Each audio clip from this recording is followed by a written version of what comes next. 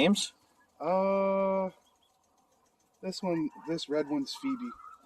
Okay. Yeah, that's it. That's from me. That's it. Yeah. So here's the devil one. I like this one. Like this evil-looking bastard. Yeah, Satan's chicken. All right, man. No, it's good. It's coming along. It's excellent. So a lot of them have already gone inside. All those up there are some of the newer batch. They're like 9 or 10. Hey guys, welcome back to another episode of the Freedom Hunting Podcast as we continue our descent into cult-like status. Well, it's been a hell of a week. Besides that, yes, Pedro's chicken. For everybody new who's tuning into our descent into cult-like status, thanks. I mean, we're now streaming on multiple different platforms and different accounts, and with the teaming up with the V4F guys. So awesome! Thank you guys for tuning in. I am very opinionated, and with that, I drink through these. So let's crack open a fresh PBR, and we're gonna get into the hot topics of this week. First things first, we're going to start off on a positive note. It's been a pretty crazy week with everything happening in Alberta. But yeah, the McRib is back, baby. That's right. Bringing back to the 90s, early 2000s. You know what? Every 10 years, they bring this sandwich back. Could be less than that, but I feel like it's every 10 years. And, you'll get that hint of, nostalgia. And yeah, so yesterday I did the big boy thing and... Hi, welcome to McDonald's. Would you like to try a new McRib sandwich today? Yes, I would actually. Can I get a McRib, extra pickles, and a large coffee, 1 milk? You wanted the meal, yeah? No, thank you. So just a sandwich and extra pickle, and what was the drink? Large coffee, 1 milk, please. Isn't the chicken correct? Yes. Yeah, perfect, please. Thank you. Thank you. All right, the first couple of bites were fantastic. Besides it, except for the fact that it wouldn't stick together, it's the barbecue sauce could be used as a lubricant in most engines. Trying to keep this thing together was impossible. And about 45 minutes later, I really regretted eating this thing. So take it as you will. The sandwich is back. Could be good news, could be bad news. It was murder on my guts, but I am getting a little older. Okay, other big news this week. I guess Ben Shapiro is now one of the world's top rappers. Tom McDonald and him came out with a song. It's actually not bad. I mean, I am a Tom McDonald fan. I like his work. People really opinionated on Ben Shapiro. Some people like him. Some people call him a warmonger. Yada, yada, yada. It's actually worth the listen. It's actually not a bad song. So I'll give him that. Also, it's kind of funny because Jordan Peterson did what you would think was a reaction video, but it's like a psychological breakdown of it. It's like a 54-minute long video. If you got some time, it's actually kind of fun to listen to. So give that a listen if you have time. Or if you hate Ben Shapiro, I mean, it is what it is. People can have their own opinions. I do, and it is what it is. All right, other news. Texas. Let's talk about Texas. Okay, everyone's aware of the convoy that's headed down. They're already there. Tons of reporters. If you guys aren't tracking, it's basically the flood of illegal migrants has gotten so bad that the governor has decided to bolster the defenses, deploy the National Guard, razor wire. They're using sea cans as makeshift walls to try to keep the illegals out. So a giant convoy has gone down there in support and stuff, guys. I don't know what to tell you. I mean, I was a massive fan, Pedro and I, of the original convoy, but this has got J6 written all over it. I mean, let the authorities, let the government deal with this. Last thing they want, I mean, well, the Democrats probably want this, but the last thing I want to see is a dead migrant kid because a bunch of yahoos got excited and started to take the law into their own hand. And I guarantee you it's going to probably be a false flag. They're probably going to show that. And it's just going to be what they're going to ride on. It's an election year, guys. That's why I'm very against this. I think Texas has a lot of resources. They got the state police. They got the National Guard. DeSantis has sent his. They've got the Rangers. I mean, let them deal with it. Stay out of it, please, because this has got false flag written all over it. Okay. We're going to talk about the giant mental explosion of the left this week. This was huge. Danielle Smith, our beloved premier over here in Alberta, came out with basically a new bill about gender identity and the do's and do not do's that she's going to bring in. And I thought it was really well balanced. I thought it was a wicked approach. I thought it was thoughtful and pretty, down the middle of the road. But the left is having a total meltdown and just insane. And I mean, a lot of the stuff she's talking about in this, not bad. I'm not going to play the video. It's a 7.5-minute video. You can see it on X. It's all over the place right now. Last time I checked, it was well over 5 million views or something like that. But this is basically what she's saying. One, in Alberta, top and bottom surgeries will be banned for minors age 17 and under. That's just because, you feel that they need to be adults. Let kids be kids. If they get over 18, if they get 18 and older, and then they're adults, if they want to go through with this, that's on them. But I'm sorry. I believe that most of this stuff is sociological, and I mean, it's mental conditions, and it's kids with emotion issues, and this is a way for them possibly to lash out, or this is, I don't believe that transgenderism is a thing.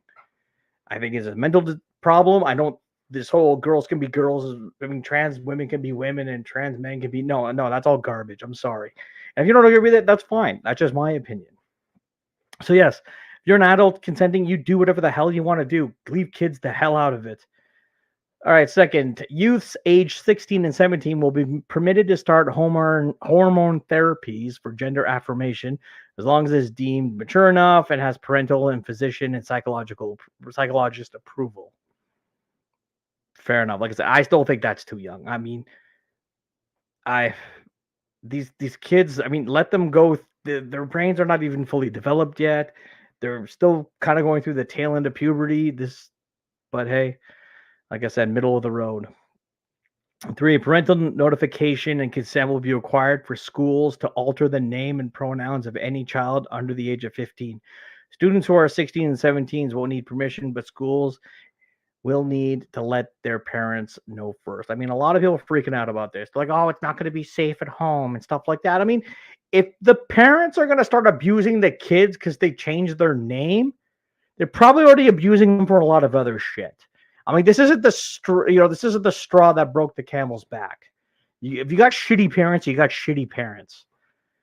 But at the end of the day, a lot of this stuff is cry for attention. And TikTok, I still believe this whole transgender thing is one giant psyop from freaking China. I think it's through TikTok, and they're changing the algorithm to push this stuff forward while they're all sitting there in China laughing at us, saying we can't tell the difference between men and women, as they're teaching 6-year-olds how to take machine guns apart. All right, what else we got? Parents will have to opt in on their child's every time a teacher plans to teach about gender identity. There's actually a really good gotcha video on this one when one reporter was asking Danielle Smith about this. It was like, oh, the paperwork's going to be too much if they have to, every time they talk about sexuality, have to inform the parents and blah, blah, blah. Like, well, how many times are you doing this? I mean, when I was growing up, it was like, what the heck was it? I think it was grade 6 and 7. They had sex ed, but it was one class a week or something like that. And it was really, nuts and bolts. We talked about you really didn't get into the whole relationship things. You just how parts fit together and create a baby. Science. The good kind of science, I guess.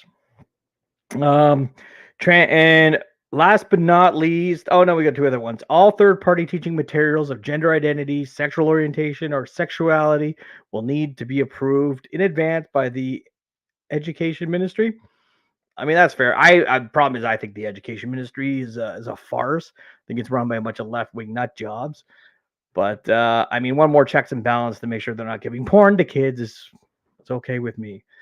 And finally, transgender women. This is the best one. Transgender women will be banned from competing in women's sports leagues. And they're going to look at some kind of gender neutral division. I mean, which is fine. I mean, they already have gender neutral. Like a lot of baseball teams, it's co-ed, it's fun. They go out for pizza and beers after. It's good stuff. But this is just obviously there's a biological difference. I mean, I'm probably going to off Facebook for this, but whatever. There's a biological difference between men and women. They're stronger, they're physically different, they're faster, better breathing capabilities, larger organs, you name it. There's a massive difference. So I'm sorry. Keep biological men out of women's sports. Keep the playing field level, and the world will be a better place. Now, the reaction to this has been priceless. I mean, the Prime Minister chimed in, a bunch of MPs saying this is going to kill trans people and blah, blah, blah, blah, blah, blah, blah. We got Randy Boissonneau. What is this? I just want to let you know that you are loved, you are seen, and you are heard. Our government will always support the right to be who you are, blah, blah, blah, blah, blah. And it's just been one. I mean, I can't wait for him to lose his seat. Creepy looking guy, too. But everyone's favorite high school gym teacher, Janice Irving, like literally the gym teacher from like the 90s. Let's look at her dramatic video.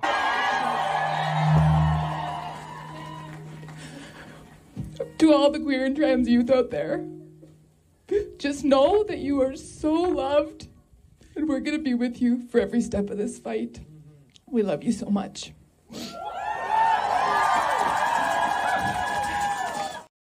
And the award for shittiest acting goes to that middle school gym teacher. Just ridiculous. Also, if you noticed in that video, a lot of people in the background were wearing masks. I didn't think that was still a thing. But good news is, according to an Angus poll, 78% of Canadians support Danielle Smith's policy to keep parents informed. See, we are the majority. It's the fringe minority that are, the ones with green hair and still wearing masks and a lot of nose rings for some reason. Anyway, they have a problem with this, which makes you wonder what their intentions really are. Oh well. Okay, so awesome job, Danielle Smith. Very impressed. I personally don't think it went far enough, but hey, it's a start, and it's definitely, like, based on the reaction, fantastic.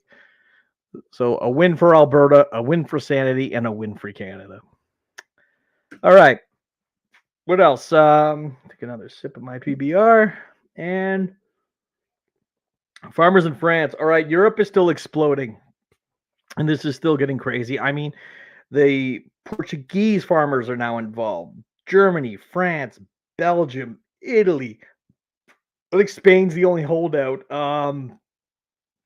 Other countries, Romania, I've seen, all starting to basically resist the globalist takeover, fight against the carbon tax, and a bunch of different things. Like, they've basically choked off Paris at this point, where like they're running out of food in the grocery stores.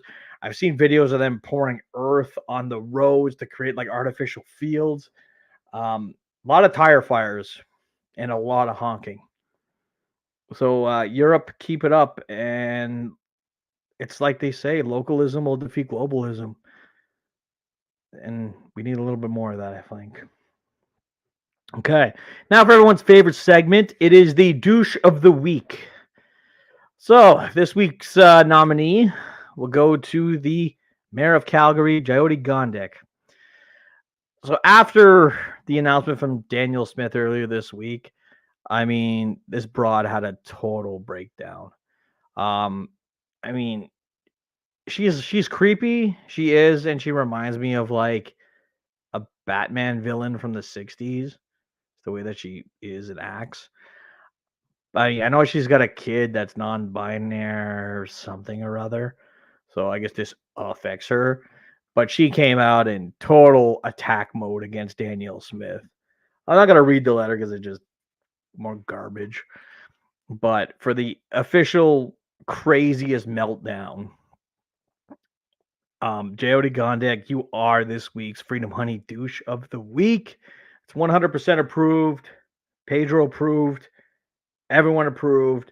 I can't wait till she loses. I'm hoping that our friend of the show, Derek Smith, gets the position of being mayor. And when he starts running full blast, I mean, I'm probably going to go down to Calgary and door knock for him. And I got a bunch of vet buddies that'll probably come with me because we got to get rid of these crazy, crazy left-wing mayors and start locally, work our way up, and make Alberta the greatest province in the country by far. Okay, on the woke front, or defeating the woke front, I should say. I saw this tweet. It was V4F tweeted it out. So this is from the 3rd Division Sergeant Major. We are working on rolling back the dress regs. It hurts our credibility worldwide and caused other issues at home. The pendulum has swung too far on one side. Absolutely. This is from Chief Warrant Officer Wayne Bantock. Now, he was my ET when I was in Afghanistan, and he was always a solid dude. It's nice to see him make comments like this because it proves that not everyone has been corrupted in the Army and that there's still some people fighting back. I mean, he was a straight shooter. He would tell you what it is. If you screwed up, he had no problem reaming you out. I'll never forget one time where someone caught the officers going through our morale rations and stealing like our Perrier water that we were getting from Dubai and stuff. And he had them all line up out in the middle of the compound and reaming them out. And it was fantastic. Definitely showed us that, troops come first. So a solid dude. And I'm glad to see guys like him actually step up. And I hope he doesn't get in trouble for this. I hope he doesn't get canceled because we need more guys like him. Okay, because the Army is definitely a laughing stock right now. And we need to do better. Okay, and on the old Pedro front, Pedro's doing good. I went to go see him this week because I had to get some outriggers welded for my service truck. That's kind of what he does. He fixes service trucks. He's a crane guy. He's doing good. Wicked news, his pigs, the one on the left, that's Muhammad, and on the right, that's Kevin Bacon. I think in about a month and a half, they're going to be ready to slaughter. So I think I'm going to go to his place, and we're going to do maybe a tutorial video on how to butcher pigs. So you too can get your own bacon seeds and, feed your family the good old-fashioned way. And last but not least, okay, the Dialogue guys, Jeremy McKenzie, Ferryman, all of them, they're doing a big fundraiser for Chris Lysek, some of the other Coots 4. Worth the check out. I just wanted to shine a little light on this stuff because what's happening with the Coots 4 is ridiculous. I'm not going to get too much into it. There's tons of videos out there from different people talking about what had happened. But if you guys got some time or a couple of bucks, check out their fundraiser. All the money will directly go to his defense fund, and it needs to happen. These guys, 700 days behind bars, no bail. I mean, it's getting ridiculous. And with that, guys, that will basically round off this week. Not as long as normal, but hey, it is what it is. Still got 3/4 of a beer here. And thanks again for checking us out. Thanks again for tuning in, sharing the podcast, doing what you guys do. And with that, God bless. Live free. All hail the Queen Bee. And we're out. This is why people OD on pills and jump from the Golden Gate Bridge.